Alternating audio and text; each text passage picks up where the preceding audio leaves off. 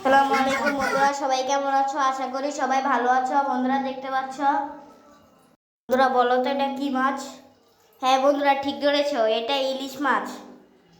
তাজা তাজা ইলিশ মাছ আমার আব্বু এনেছে, এনে এখন কাটতেছে। বন্ধুরা দেখতে পাচ্ছ কি সুন্দর বন্ধুরা ইলিশ মাছ আমার আব্বু কাটতেছে, আর আমি বসে বসে ভিডিও করতেছি।